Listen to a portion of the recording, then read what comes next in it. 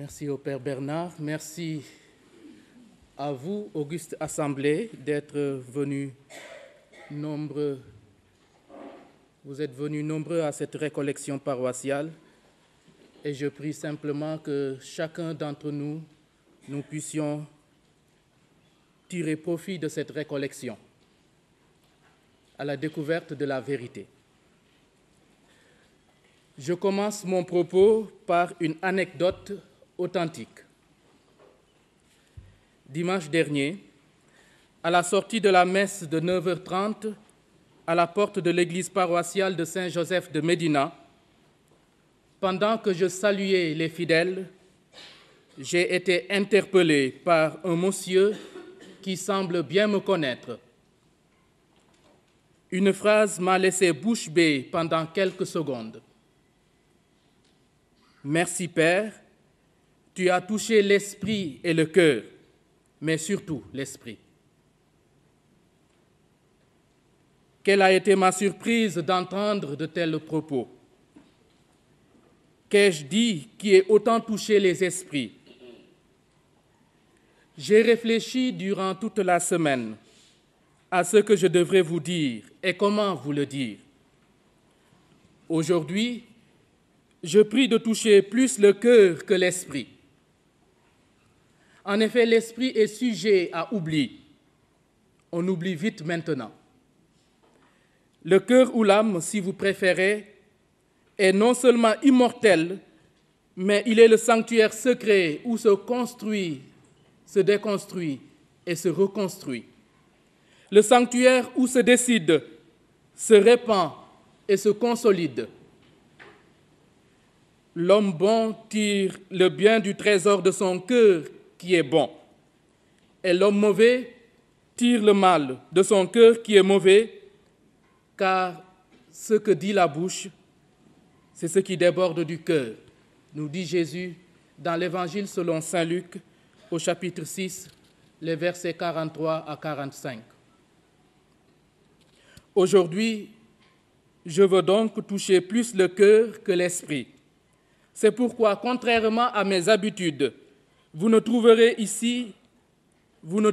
pas ici un texte bâti, réfléchi et équilibré, mais bien une parole du cœur sous la plume de la vérité. Il semble que Jean-Marie Vianney ait commencé à se faire entendre à Ars quand il cessa d'écrire ses sermons pour laisser jaillir de son cœur les paroles que lui inspirait le Seigneur. Vous me rétorquerez que je ne suis pas le saint curé d'Ars, quoiqu'il soit le saint patron de tous les prêtres. Aussi ai-je écrit, par respect pour vous, ces quelques lignes qui ne m'empêcheront pas de vous parler avec tout mon cœur, avec amour, avec vérité.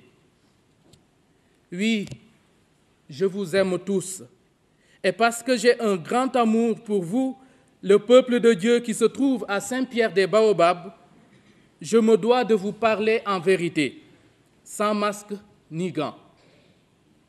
Je m'excuse déjà pour les consciences que je vais heurter par mes propos et me résigne à faire confiance au Seigneur, principalement à l'esprit de vérité. Ô Seigneur, envoie ton esprit.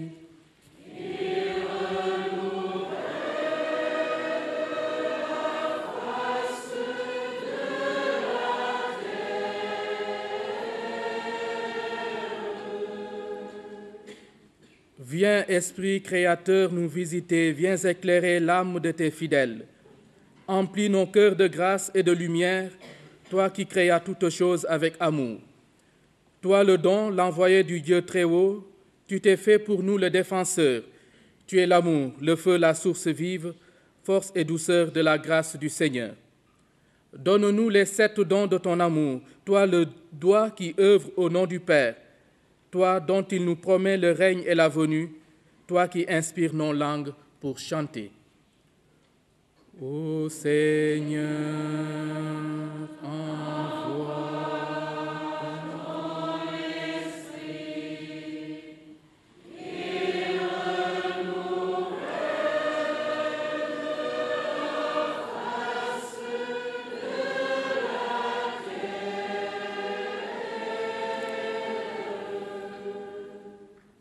Mets en nous ta clarté, embrase-nous, en nos cœurs répand l'amour du Père, viens fortifier nos corps dans leur faiblesse et donne-nous ta vigueur éternelle. Chasse au loin l'ennemi qui nous menace, à toi de nous donner la paix, afin que nous marchions sous ta conduite et que nos vies soient lavées de tout péché. Fais-nous voir le visage du Très-Haut et révèle-nous celui du Fils, et toi, l'Esprit commun qui les rassemble, viens en nos cœurs, qu'à jamais nous croyons en toi. Ô Seigneur, envoie ton Esprit.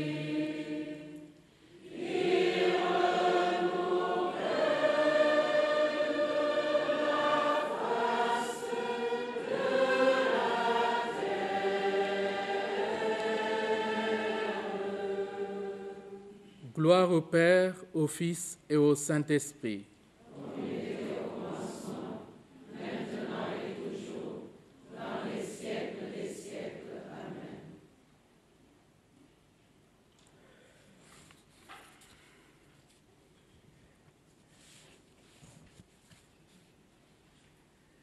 Vous vous rappelez certainement d'un slogan qui a été affiché il y a de cela quelques années un peu partout à l'intérieur du territoire national. Je veux aller à l'école. Ce slogan n'était pas connu à Dakar hier, mais aujourd'hui, il est connu par les chrétiens catholiques de l'archidiocèse de Dakar.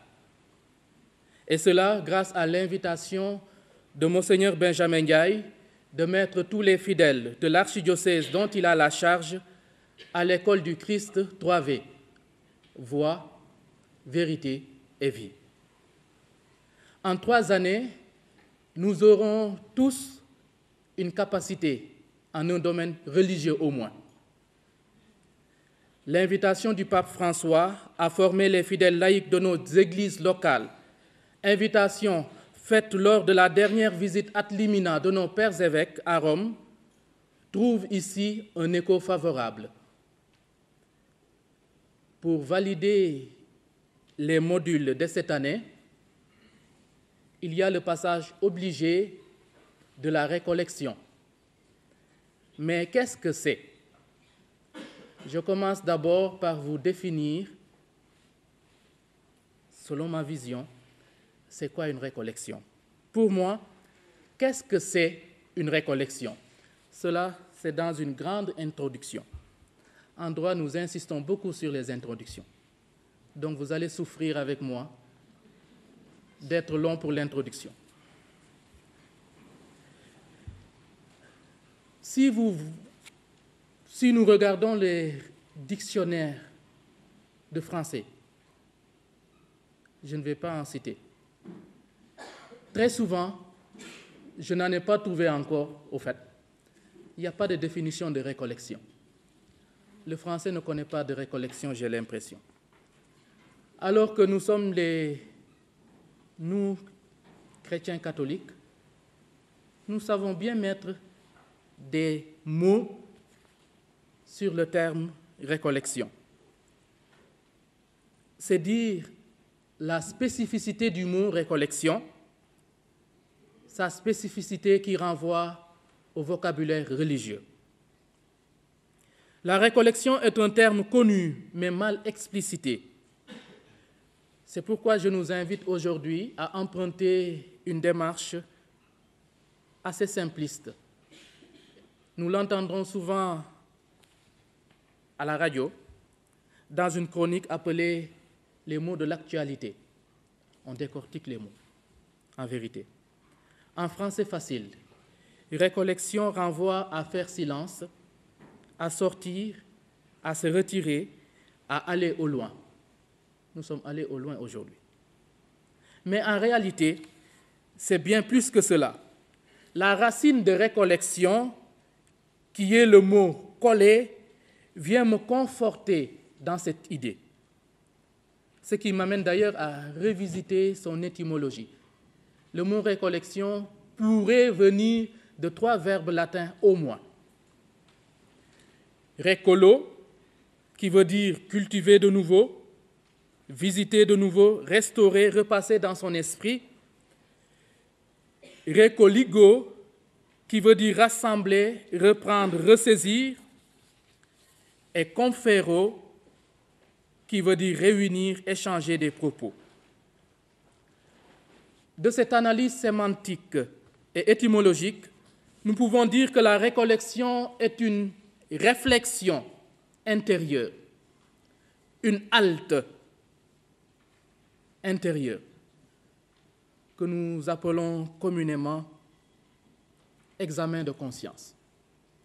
Il s'agit de passer au peigne fin notre vécu quotidien pour le comparer à ce que Dieu attend de nous. Cet exercice a pour objet notre pensée et notre cœur, pour ne pas dire notre vie entière.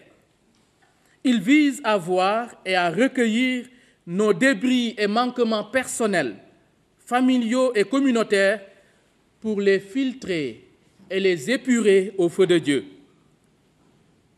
Vous conviendrez avec moi que la récollection suppose une collecte de déchets comme de merveilles, par le biais d'une méditation sincère et sérieuse sur notre quotidien. Une collection de déchets et de merveilles à travers une méditation intérieure profonde, une méditation en vérité. La récollection est un moment favorable pour rassembler, pour ramasser, recoller les débris de nos vies, de nos familles et de nos relations en entrant dans le silence de Dieu, dans le repos de Dieu, dira le psalmiste. Après cette récollection, je rêve que nous puissions créer, que nous soyons des artistes qui conçoivent des vitraux ou une belle vitraille avec nos débris, mais avec notre inspiration et nos intuitions personnelles. Quelles sont vos attentes? Avec ce que j'ai pu, deuxième point de cette longue introduction, avec ce que j'ai pu échanger avec votre curé, le Père Bernard Noëltine, je devine quelques-unes de vos attentes. D'abord, introduire la réflexion sur le thème d'année paroissiale. C'est quoi votre thème d'année paroissiale? Hein? Je n'ai rien entendu. Pardon? Mettons-nous à l'école.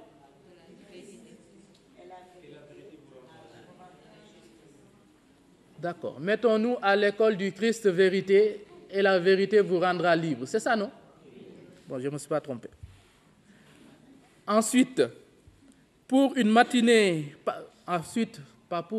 passer une matinée de recueillement en famille paroissiale, comme il l'a dit d'ailleurs, en communion avec l'Église universelle qui vient de célébrer les 24 heures pour le Seigneur. Puis, nourrir votre famille paroissiale au lait de la vérité de Dieu pour vivre comme des êtres libérés et sanctifiés.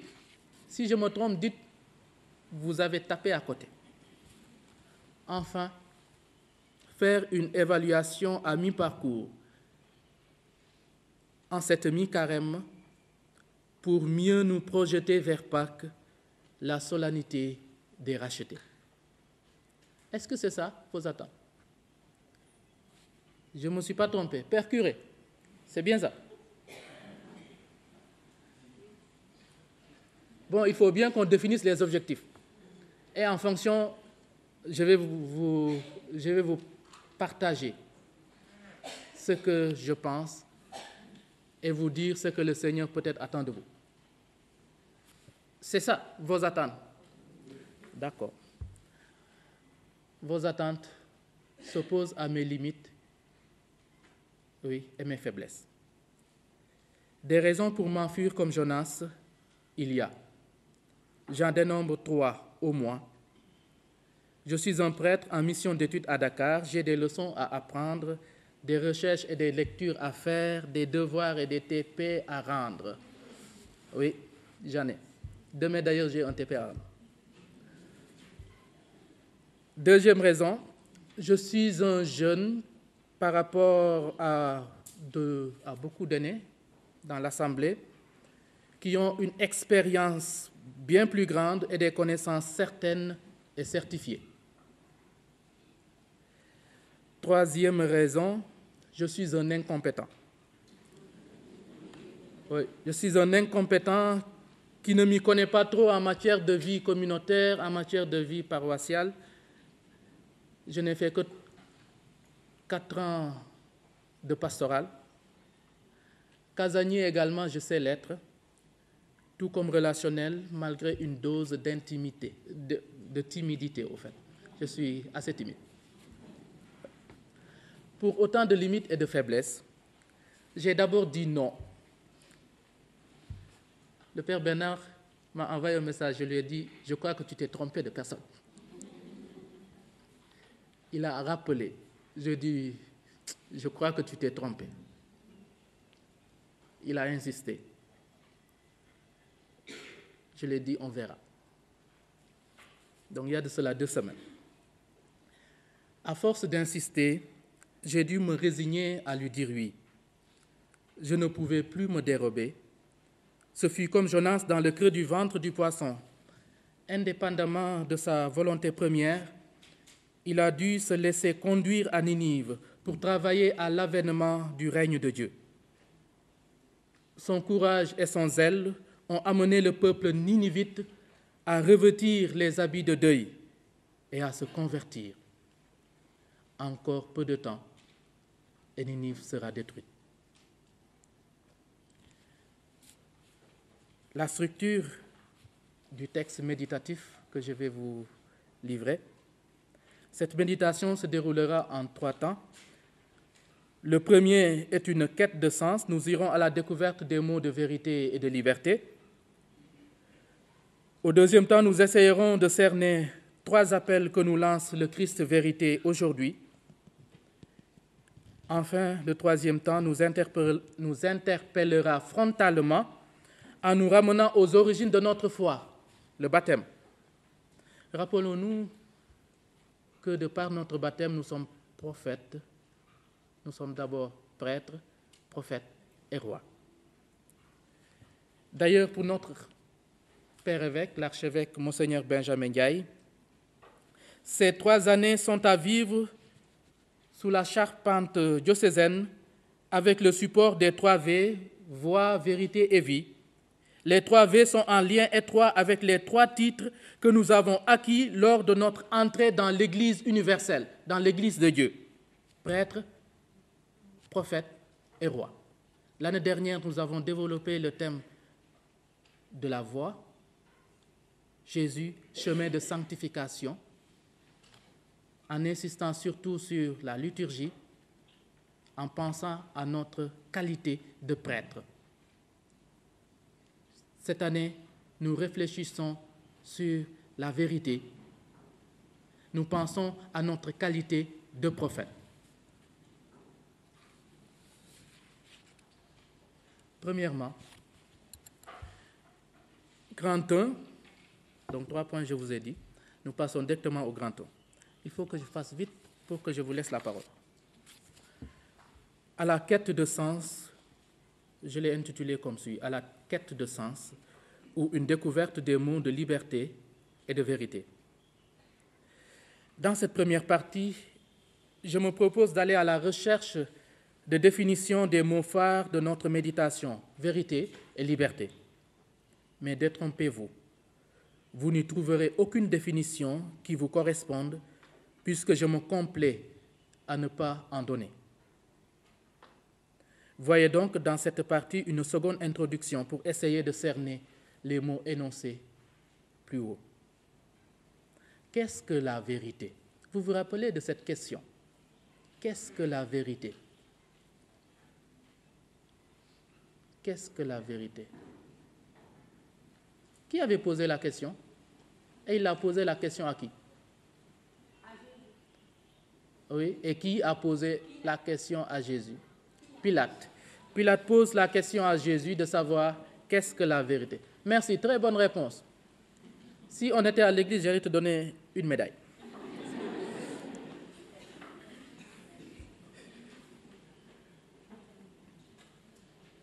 À Saint-Joseph de Médina, vendredi dernier, nous avons réfléchi sur la question.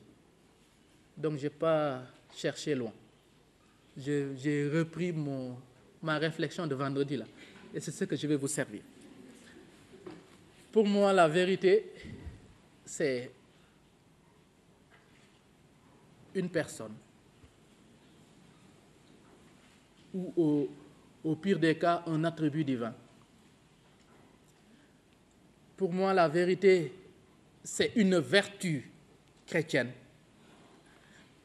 Pour moi, la vérité est une aspiration humaine de tous les hommes. La vérité, une personne ou un attribut de Dieu. Je me pose la question cette fois-ci. À la lecture du texte de Jean 14, 6, « Je suis le chemin, la vérité et la vie ». Nous sommes tous d'avis que la vérité est une personne. Jésus a dit, « Je suis le chemin, la vérité ». Je suis la vérité.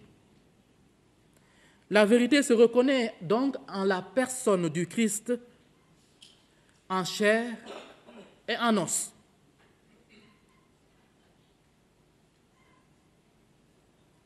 Cette réponse de Jésus vient de loin. Jésus avait commencé à annoncer à ses disciples qu'il devrait mourir, souffrir la passion, et que ses disciples connaissaient le chemin. Philippe, autant pour moi, Thomas était débité d'entendre tout le temps Jésus nous dire « Je vais mourir, 3 jours après, je vais ressusciter, et vous connaissez le chemin. » Thomas, il lui dit « Mais tu nous fatigues.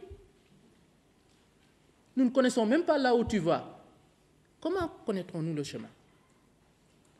Et Jésus s'émeut en disant « Thomas,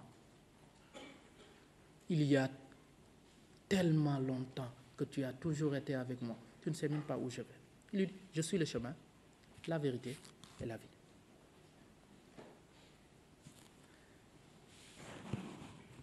En vérité, avec le Nouveau Testament et l'avènement du Christ, du Fils unique plein de grâce et de vérité, nous trouvons cette expression dans le prologue de Saint Jean, la vérité est une réalité interne au Christ, qui est entendue comme parole de vérité. D'ailleurs, nous avons l'habitude de chanter « Ta parole, Seigneur, est vérité, et ta loi délivrance ».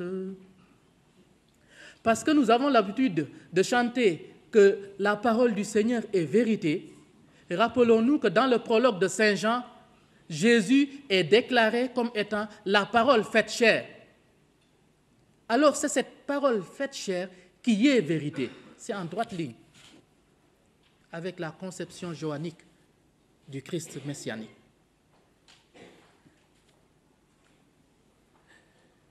Par ailleurs, il est à noter qu'à Jésus fut posée la même question du qu'est-ce que la vérité. En son temps, Jésus n'a rien dit à Pilate. Rien du tout. Vous pouvez voir le chapitre 18 de l'Évangile selon Saint Jean, les versets 37 à 38. Jésus n'a pas répondu à Pilate. Peut-être c'est parce que Pilate s'attendait à une réponse épistémologique, philosophique, comme d'ailleurs l'ont fait Socrate, qui disait qu'il cherchait la vérité ou qu'il enseignait la vérité, comme d'ailleurs l'ont fait Platon et Aristote, qui disaient qu'il montre la voie de la vérité, comme d'ailleurs le fera Mohammed, qui dit qu'il est le prophète de vérité, le prophète de la vérité. Je suis un prophète de la vérité. Jésus, quant à lui, vient nous dire que je suis la vérité. C'est un grand pont qui est ici fait. Oui, Jésus est la vérité. L'Esprit également est la vérité.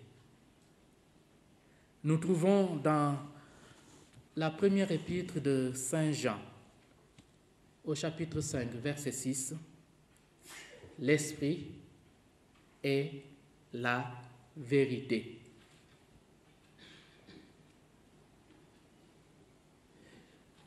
Dans l'Évangile selon Saint Jean, Jean 14, 17, il est dit « L'Esprit de vérité que le monde ne peut pas recevoir, vous le recevrez à profusion. » En Jean 16, 13, il est dit « L'Esprit de vérité vous mènera vers la vérité tout entière. » En 1 Jean 4, 6, il nous est demandé de reconnaître l'Esprit de vérité.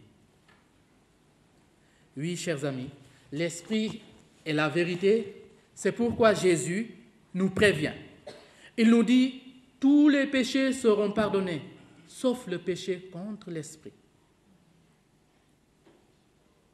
Après, dans les débats, vous allez essayer d'éclairer ma lanterne sur la signification et la portée de ce péché contre l'Esprit. Je m'arrête là. La vérité est une vertu chrétienne. Le catéchisme de l'Église catholique définit la vertu comme étant une disposition habituelle et ferme à faire le bien. La vérité alors est appelée vertu chrétienne. Elle est la vertu qui consiste à se montrer vrai en ses actes et à dire vrai en ses paroles, se gardant de la duplicité, de la simulation et de l'hypocrisie. Le catéchisme de l'Église catholique au numéro 2504. Il s'agit de la rectitude de l'agir, de la parole humaine qui a pour nom véracité, sincérité et franchise.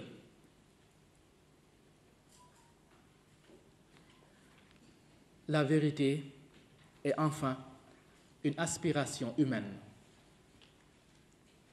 Pour le langage courant, la vérité est ce à quoi on ne peut opposer ni démenti, ni contestation. C'est digne de foi. Nous venons de dépasser le stade des élections présidentielles. Il n'y a pas de vérité claire, mais au moins, il y a un candidat qui a été déclaré vainqueur. C'est une vérité. De fait, l'homme se porte naturellement vers la vérité.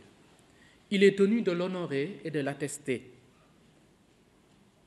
Le Concile Vatican II, dans la déclaration Dignitatis Humanae sur la liberté religieuse, déclare « En vertu de leur dignité, tous les hommes, parce qu'ils sont des personnes, sont pressés par leur nature même et tenus par obligation morale à chercher la vérité, celle tout d'abord qui concerne la religion.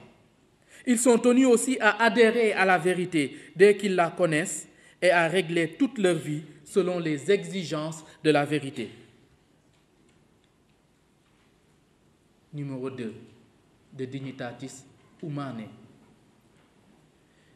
Chers amis, dès lors, l'homme a toujours cherché à trouver une vérité plus profonde, car l'intelligence ne se borne pas au phénomène, mais est capable d'atteindre la certitude.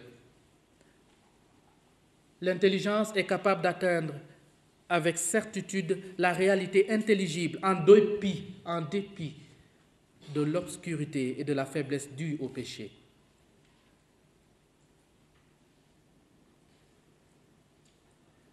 Parce que nous sommes pourvus de raison, de volonté libre et de responsabilité personnelle, nous sommes pressés par nature et par obligation à chercher et à adhérer à la vérité. Ce qui ouvre à certains droits, comme le droit à l'information, le droit au respect de la réputation, droit de la protection des données personnelles, et que sais-je encore. La Bible utilise plus de 200 fois le terme vérité. Mais qu'en est-il de la liberté? Qu'est-ce que la liberté? Pour parler de la liberté, je ne serai pas aussi loquace quant à la vérité. Être libre, c'est d'abord pouvoir choisir ce que je veux. Mais je n'exerce vraiment ma liberté que lorsque je choisis ce qui me fait vraiment exister, lorsque je choisis la vie. Rappelons-nous du texte du jeudi après les cendres. Dieu nous suppliait à la limite de choisir la vie. Il y a vie et bonheur. Il y a mort et malheur. Après, il dit, choisis donc la vie. Parce que dans la vie, nous avons le bonheur, nous éloignons le malheur et la malédiction. Il ne faut pas voir la liberté de l'homme, en l'occurrence, en concurrence ou en juxtaposition avec la liberté de Dieu. Quand l'homme choisit, donc agit, il fait agir la puissance de vie qu'il habite. Il donne permission à Dieu de créer par lui, du moins quand le choix va dans le sens de la vie. La liberté immédiate, possibilité de choisir le blanc ou le noir, le bon ou le moins bon, n'est donc pas équivalente quand elle se prononce dans le sens de la vie ou à contresens. Dans le premier, la liberté de choix libère l'homme. La vérité vous rendra libre. Dans le second cas, la liberté de choix asservit l'homme, donc détruit l'homme. Par exemple, si quelqu'un choisit la drogue, il s'autodétruit. Il a la liberté de choisir. La liberté chrétienne est en fait une libération. C'est Jésus qui, par le don de sa vie, nous a libérés de la mort et du mal. La liberté est donc au cœur de l'Évangile et de la foi chrétienne. Elle est au fondement de la morale et de la vie chrétienne. Elle façonne la manière dont les chrétiens conçoivent tous les hommes, avant tout comme des personnes dont la liberté est un trésor à respecter. Entre la volonté de Dieu et la liberté de l'homme se noue donc un dialogue permanent. Chacun de nous peut trouver au fond de sa conscience l'entreprise divine, une exigence d'amour et de vérité qui guide son histoire et ses décisions. Pensons à la liberté de Jésus face à sa mort. Sans révolte, le Christ se laisse aller. Sans révolte, le Christ ne laisse pas prendre sa vie, il la donne de lui-même. Librement, il accepte de renoncer à sa toute-puissance. Par amour, il choisit de marcher jusqu'à la croix. Après avoir essayé de définir à ma manière ce qu'est une liberté et ce qu'est la vérité, passons au deuxième point. Quels appels du Christ vérité aujourd'hui? Quels sont les appels du Christ vérité aujourd'hui? Au vu de ce qui précède, je retiens 3 appels du Christ vérité lancés à tous les hommes et femmes qui se réclament de lui et portent le nom de chrétiens. Je les ai dénommés appels aux 3 C, en réponse aux 3 V de Monseigneur. Appel aux 3 C. Entendez par 3 C, conversion, confiance et communion. Appel à la conversion. Il est surprenant que dès le début des évangiles, dès le ministère public de Jésus, avant même, parce que Jean-Baptiste nous appelait à la conversion, il est surprenant que Dieu veuille que nous nous convertissions, vaille que vaille, coûte que coûte. Convertissez-vous et croyez à l'Évangile. Et l'Église, au début du carême, nous redit la même parole. Convertissez-vous et croyez à l'Évangile. Chers amis, la vérité nous appelle à une conversion intérieure. Si nous croyons en Jésus, nous ne pouvons pas rester indifférents aux interpellations que nous lance le Seigneur. À mon avis, l'appel à la conversion est plus une invitation. L'appel à la conversion est plus une invitation à faire une introspection. Une invitation à faire la vérité en soi pour évaluer et jauger sa relation à son Dieu, à son frère, à sa sœur, à soi-même. Une invitation à rentrer au-dedans de soi. Parce que bien souvent, nous nous voyons toujours dans nos meilleurs draps, sous nos meilleurs jours. Nous ne voyons pas souvent nos cicatrices, nos défauts. Nous sommes aveugles ou par choix, nous sommes malvoyants en face de notre moi. Parce que bien souvent, nous sommes aveugles. Nous avons besoin du miroir de Dieu pour nous voir tels que nous sommes. Et le miroir de Dieu, c'est la vérité. C'est Jésus. Waaw kerken yi sumay mbokk tey jile ñoo ngi nii daje ñoo ngi fii daje ngir xalaat ak ñaan ngir yokk suñu ngëm ci Krista mi di dëgg.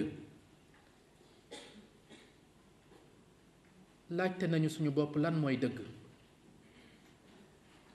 Li ñu jàpp mooy ne dëgg mooy ab nit di yàlla bàyyeekoo ci yàlla te dañu wax li jëm ci yàlla. Dëgg itam oote la. Oote ngir bépp chrétien, ngir bépp nit. Ndege ñun ñépp yàlla dañu woo ndax ñu mën a dundee dëgg, ndax ñu mën a jëfee dëgg, ndax ñu mën a moytu lu bon. Te lu bon lu gën a yées mooy fen di màndargal seytaane. Ci téere yu sell yi fenkat bi seytaane la wuyoo. Sant seytaane mooy fen.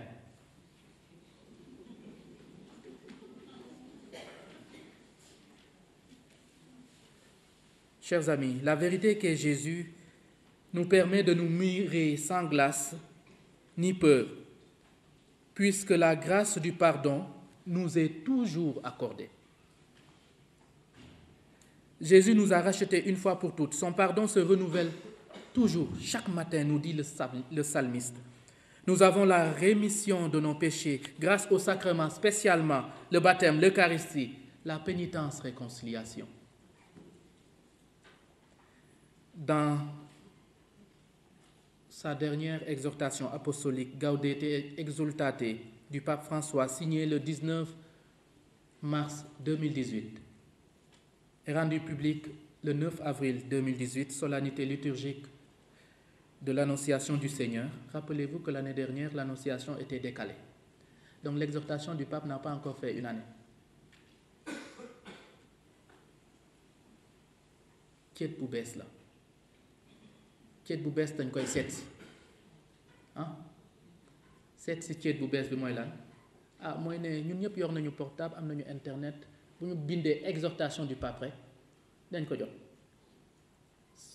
Ça s'appelle exhortation apostolique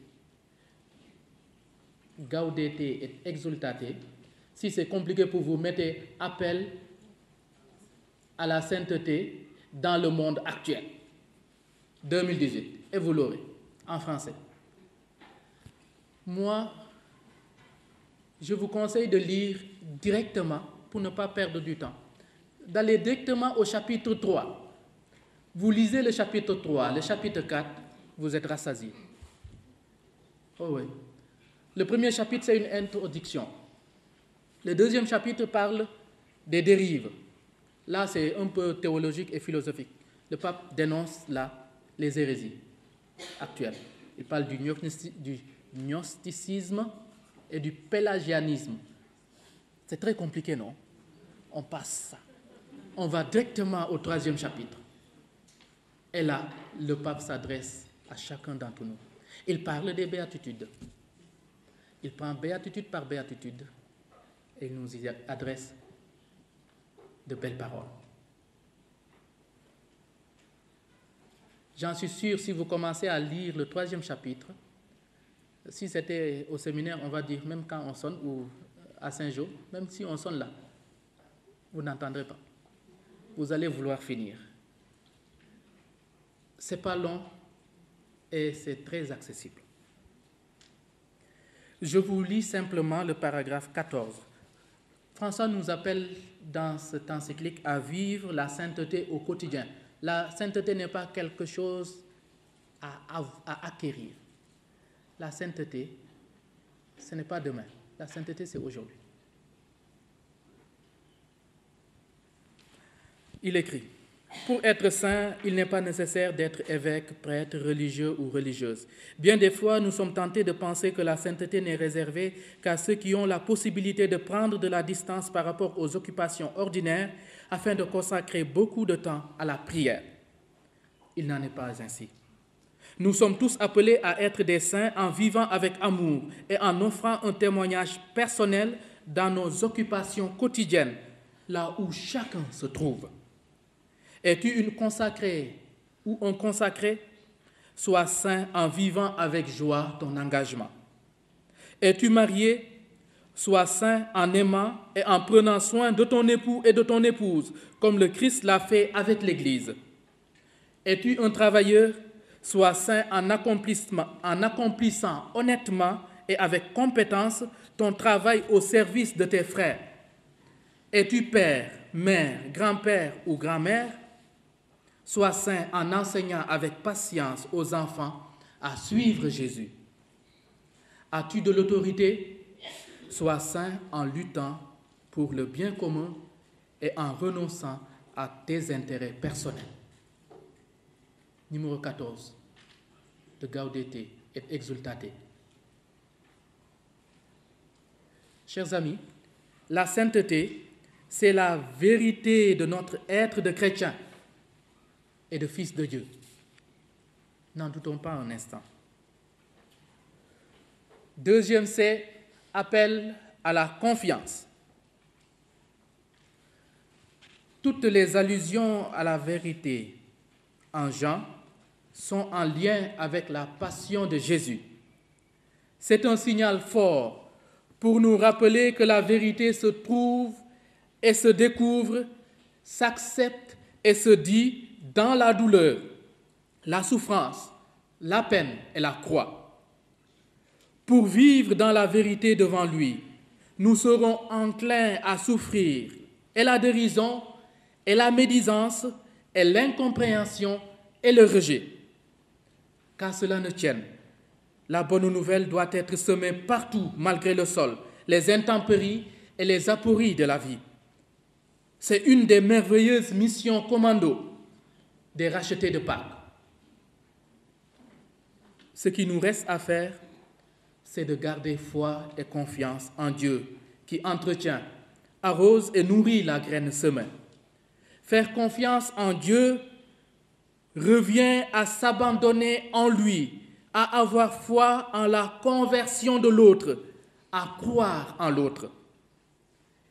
Il nous est bien difficile de faire ce pas de la confiance en l'autre, surtout quand il nous a blessés ou s'est mal comporté avec nous. Alors, comme nous y invite le Seigneur Jésus et même la prière du Pater Noster, du Notre Père, sachons adopter l'attitude des enfants. Devenons des enfants, abaissons-nous pour laisser Dieu nous vider et nous remplir. Là, j'aimerais vous raconter une anecdote d'un jeune de Faduk qui, ne connaissant pas la montagne, il n'y en a pas d'ailleurs ici, les monts, était parti en camp peut-être, je ne sais pas, mais certainement à Aloupkagne. Ouais. Vous connaissez Aloupkagne? Sur la route de Thiès là. Maintenant, il ne faudrait pas prendre l'autoroute. Il faudrait prendre la route nationale. Ouais. À Aloupkagne, peut-être le jeune était en train de faire une escapade ou une escalade. Je pense que c'est plutôt une escalade. Il était en train de faire une escalade et il trébuche. Il commence à glisser. Si vous montez là, si vous tombez, amul jafandukaay de da ngay wàcc rek ngay dirisu ba ci suuf. Léegi il a eu la chance de retenir une touffe d'arbustes mu jàpp ci benn garab bu xaw a wow sax comme ça mu bañ a daanu. Léegi mu commencé di yuuxu wàllu si wàllu si wàllu si au secours au secours. Comme les autres ne pouvaient plus revenir quand même, s'il revenait, il risquait de tomber parce qu'il est tombé de l'autre côté. Ben, quelqu'un répond, oui, tu veux quoi? Je veux que tu viennes me donner la main et que tu me sauves. Il dit, oui, je suis là. Maintenant, pour que je te sauve, il faut que tu lâches prise. Il dit, qui es-tu? Il dit, je suis ton Dieu. Il dit, y a-t-il quelqu'un d'autre?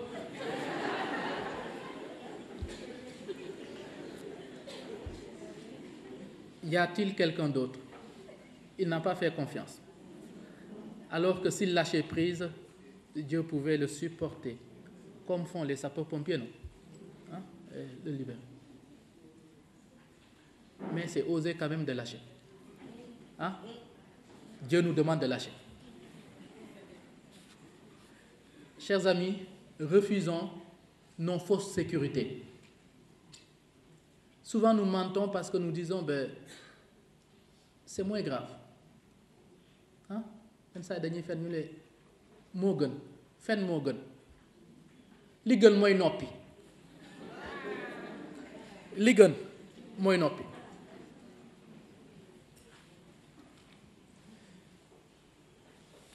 Nous avons des sécurités. Je passe vite. Seule la confiance en Dieu peut transformer le doute en certitude, le mal en bien, la nuit en aurore radieuse. La confiance nous permet de nous unir, de nous sentir, d'être en communion.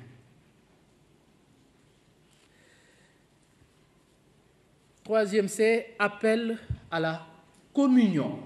Communion. Voyez qu'il est bon, qu'il est doux d'habiter en frères tous ensemble. Voyez qu'il est bon, qu'il est doux d'habiter en frères tous ensemble. Cette parole du psalmiste que nous aimons bien chanter à tue-tête est une invite à vivre ensemble. Chers frères et sœurs, le Saint-Pape Jean-Paul II, dans Novo Millennio Unione, c'est sa lettre apostolique pour l'entrée en l'an 2000, disait ceci. Le grand défi qui se présente à nous en ce millénaire qui commence est de faire de l'Église la maison et l'école de la communion. Numéro 43. Ceci comporte en premier lieu le fait de promouvoir une spiritualité de communion. qui deviennent prière et pardon. En second lieu, il correspond au fait de vivre une pastorale, un apostolat de communion, qui soit ouverture et solidarité. Dans Evangelii Gaudium, le pape François nous dit que les catholiques doivent être une communauté évangélisatrice et joyeuse, une communauté qui est dans un état permanent de mission, une communauté qui pratique une communion solidaire et une fécondité missionnaire. Il dit au numéro 92, « Je désire demander spécialement aux chrétiens de toutes les communautés à travers le monde d'offrir un témoignage de communion fraternelle qui devienne lumineux et attrayant, que tous puissent admirer la manière dont vous prenez soin les uns des autres, comment vous vous encouragez mutuellement et comment vous vous accompagnez. » Après avoir dégagé les 3 appels à la conversion, à la confiance et à la communion, nous passons au grand 3, que j'ai dénommé « Que devons-nous faire ?» Témoigner de la vérité dès aujourd'hui par une vie qui inspire et engage. Que devons-nous faire? Vous vous rappelez de cette question? Maître, que devons-nous faire?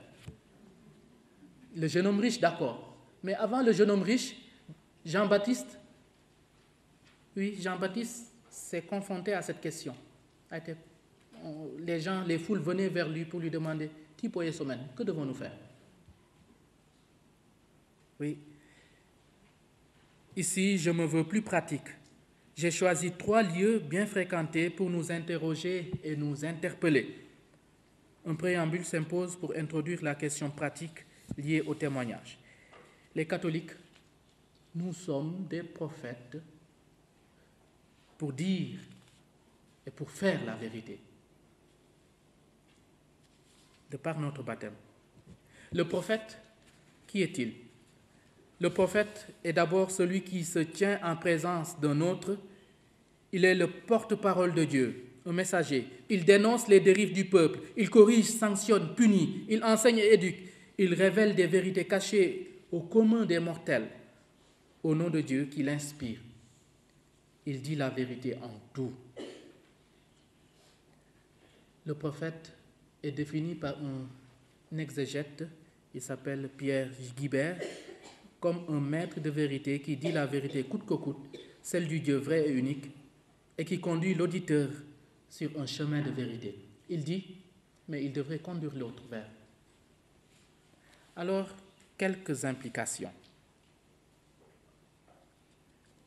J'ai choisi la famille, j'ai choisi le milieu professionnel et j'ai choisi la paroisse. C'est comme un cas pratique. Pour vous, quels sont les cas de contre-vérité dans la famille? Moi, j'en ai choisi 7 au moins. Il y a le mensonge, il y a l'infidélité, il y a l'adultère, il y a le refus de quitter père, mère, parents, frères, sœurs, le refus de quitter. Il faut savoir quitter.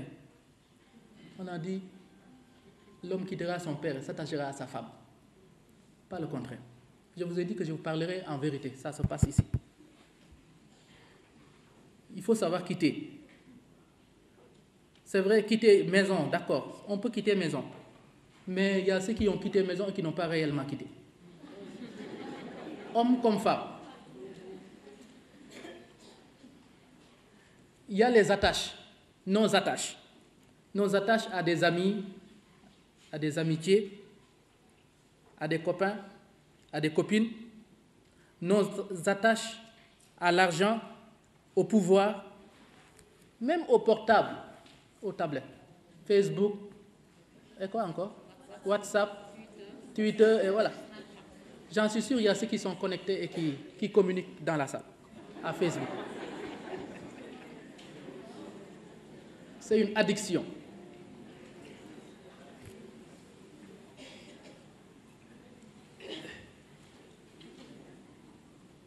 Bon, je passe l'anecdote du couple qui devrait vivre, qui devrait faire un dîner romantique. Ils ont dit pas de portable. Pas de portable. La femme ne tenait plus. La femme dit qu'elle va aux toilettes. Elle va voir son portable. Le mari avait dit qu'il avait éteint son portable.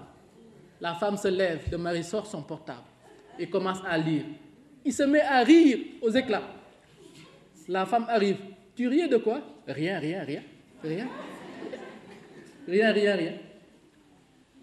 Il a oublié qu'en manipulant son portable, il avait allumé et ça a sonné.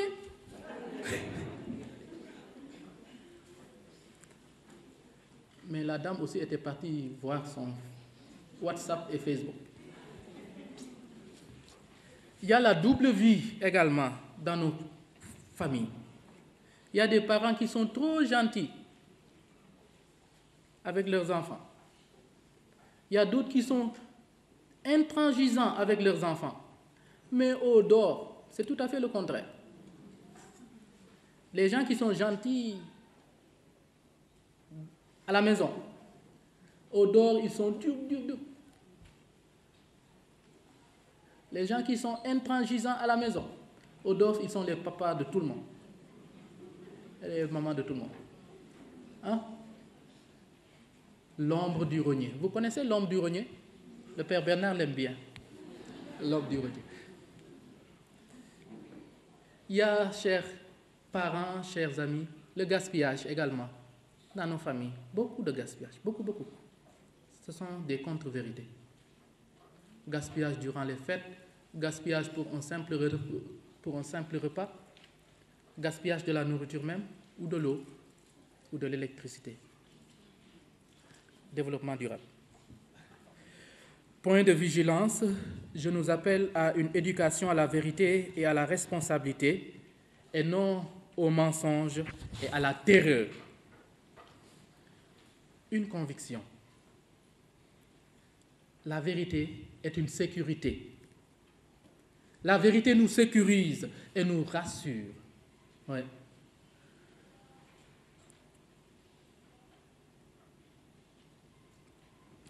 Une relation ne se bâtit que dans la confiance. Et la confiance grandit au nutriment de la vérité. La confiance ne s'impose pas. Elle ne se décrète pas non plus. Elle se mérite et se travaille à travers les bras armés et ou outillés de la vérité. Dans notre milieu professionnel, cas de contre-vérité, c'est aussi l'abus de pouvoir et de droit, le non-respect des droits des travailleurs, la violation de la dignité humaine. Nous nous rappelons à l'épisode de Lazare et du riche. Les tricheries au lieu de travail, les retards et permissions. Je préfère m'appesantir là. Les permissions. Nous, les chrétiens, nous demandons trop de permissions, surtout nos parents de Fadjouk là.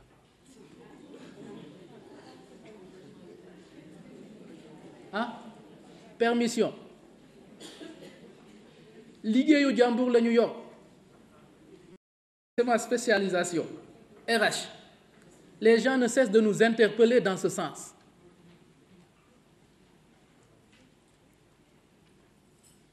C'est bien d'être présent.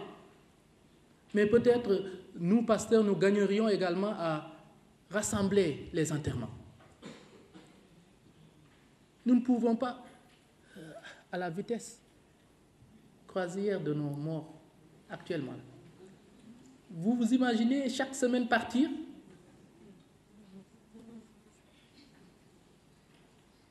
Bon, d'accord. Nous avons noté une absence d'esprit civique, citoyen et même républicain. Il y a, je ne vais pas le dire, mais les cas de détournement. Je ne savais pas qu'il y aurait ça. Je me tais certaines vérités.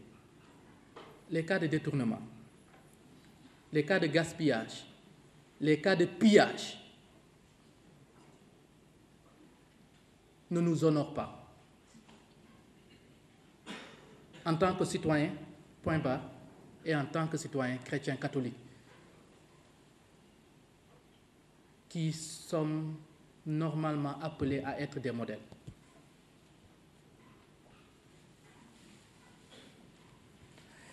Il y a la tendance ou la tentation à faire comme tous les autres, c'est le mimétisme. Quand il y a Dara, on veut coûte que coûte qu'il y ait récollection. Quand il y a Magal, on veut coûte que coûte que ce qui est donné pour le Magal soit donné pour Popongine. Quand il y a Carême ou Ramadan, on veut coûte que coûte qu'il y ait Soukoroko pour les chrétiens et Soukoroko pour les musulmans. Quel est l'esprit de tout ça? Il faudrait que l'on se pose des questions. Quel est l'esprit de tout ça?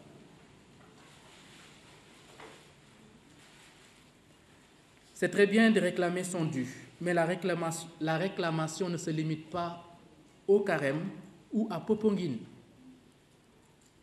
Que dire des terrains, de lieux de culte dans les zones viabilisées? Quel est l'apport des laïcs pour aider l'Église à acquérir de nouveaux domaines? À chaque fois qu'on parle de Sanch, fait pour am Sanch, il y a quelque chose qui est programmé. Amna l'union prévoir ngir lieu de culte. C'est écrit seulement lieu de culte. Au fait, giro. Ku njëkk a jël, ku njëkk a agsi jël, yaa moom. Mais nous sommes toujours les derniers. Même les chrétiens qui sont élus locaux ne nous aident pas dans ça.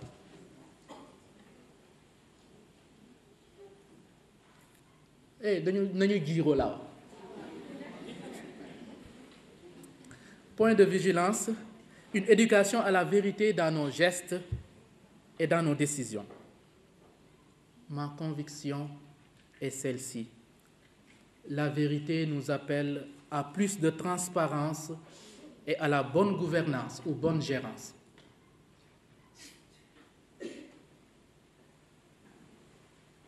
Nous pouvons penser à la parabole des talents, nous pouvons penser également à la lampe qui est mise sous le boisseau.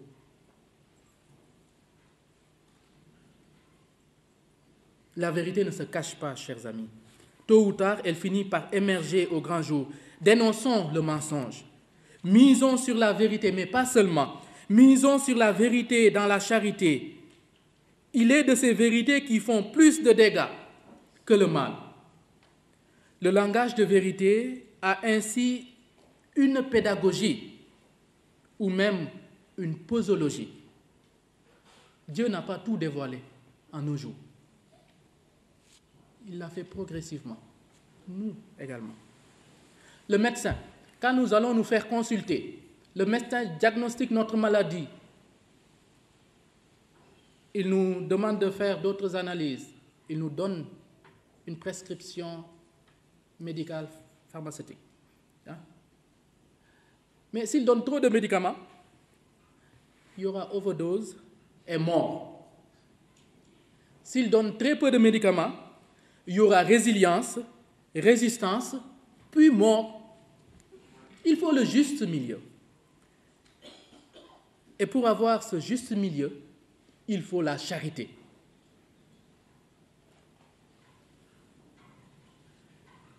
Le tensiomètre ou le baromètre pour trouver ce juste milieu, c'est la charité. Apprenons à nous poser toujours la question, et moi, à sa place, quelle serait ma réaction devant tel propos? Que ferais-je? Comment réagirais-je? Nous reconnaissons qu'une telle praxis est difficilement réalisable, mais avec le Seigneur, c'est possible qu'elle prospère.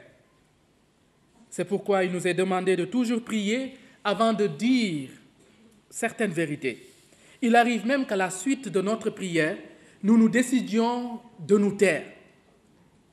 Les voies du Seigneur sont insondables. Il faut juste les suivre. Il n'y a pas de recette miracle en fin de compte. Même Jésus n'a pas dénoncé, n'a pas tout dénoncé tout de suite. Nous pensons par exemple à la trahison de Judas, aux vendeurs chassés du temple. Jésus, il partait tout le temps en pèlerinage au temple. Il n'a jamais chassé les vendeurs du temple, ils étaient là pourtant. Il a attendu l'heure de la glorification pour le faire. Nous pensons à la violence ou à la terreur qu'imposaient les Romains. Jésus ne s'est pas opposé à Rome. Il pouvait le faire. Jésus savait taire certaines choses et agir pour le changement et le rétablissement de la vérité. Troisième et dernier lieu, la paroisse. Les cas de contre-vérité dans la paroisse. Je l'ai appelé, le premier cas, c'est l'élitisme ou l'ethnicisme ou les groupuscules. J'y parviens. Il y a également ce que j'appelle téléparoisse. Téléparoisse par analogie à télétravail. Il y a de ces chrétiens qui préfèrent que les prêtres viennent les trouver chez eux pour célébrer les sacrements.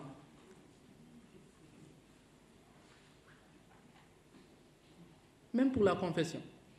Alors qu'ils sont bien portants, ils veulent que le prêtre les trouve chez eux pour ça.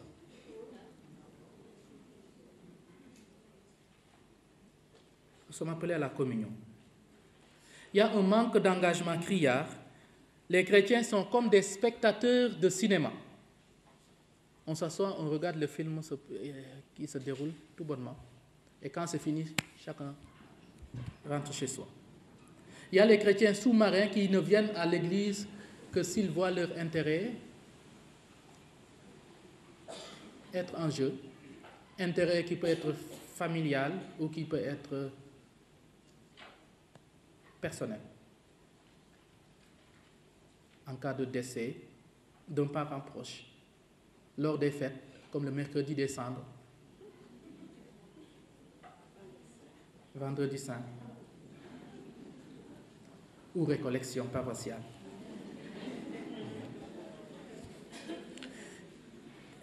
Il y a les cas d'apostasie, de syncrétisme religieux. J'insiste surtout sur le syncrétisme religieux. Nous sommes nombreux à aller voir les marabouts. On dit que c'est notre tradition. Jésus ne l'a pas interdit. Puisque celui qui a donné ce don, non, il ne l'a pas interdit. C'est du syncrétisme. Il l'a interdit. Il y a les sectes également. Nous allons souvent voir les sectes. On réfléchit de la même façon. On dit non, c'est un don de Dieu. S'il sait guérir, c'est parce que Dieu l'a autorisé. Dieu n'autorise pas toutes les guérisons. Il y a des guérisons qui ne sont pas des guérisons au fait. C'est une mort programmée. Tôt ou tard, la mort va arriver. Oui. Il y a les loges, et il y a le recours aux voyances. Ceci nous met dans une relation de peur et qui dit notre complexe d'infériorité, notre manque. On dirait que la foi catholique ne suffit pas. Il faut autre chose. Il y a également nos médisances et les partis pris qui nous amènent à porter de faux témoignages. Il y a notre manque de solidarité ou quelque peu de générosité dans l'action pastorale, que ce soit prêtre, frère, consacré, fidèle laïc et que sais-je encore. Point de vigilance, il nous faudrait avoir peut-être une éducation à la vérité de la famille de Dieu, une conviction. La vérité de notre état d'enfant de Dieu devrait nous amener à nous considérer comme des frères et sœurs dans la foi. Un seul Seigneur, une seule foi, un seul baptême et Père de tous. Il n'y a plus ni juif, ni païen, ni esclave, ni homme libre. Nous avons été restaurés et libérés, plongés dans l'unique sang de Jésus. L'Église n'est pas une association ou une société qui entretient la pauvreté et refuse la richesse.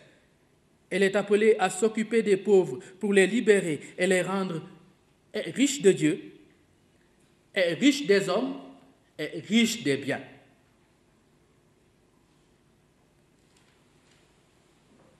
La vérité de la famille de Dieu est détruite et anéantie par nos groupes de spiritualité qui ouvrent souvent des fenêtres aux dérives sectaires, aux grandes dames, des pasteurs qui croisent les bras sans coup férir,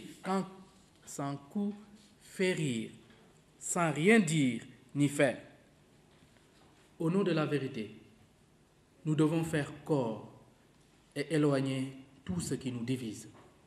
Faire corps respecte cependant la différence.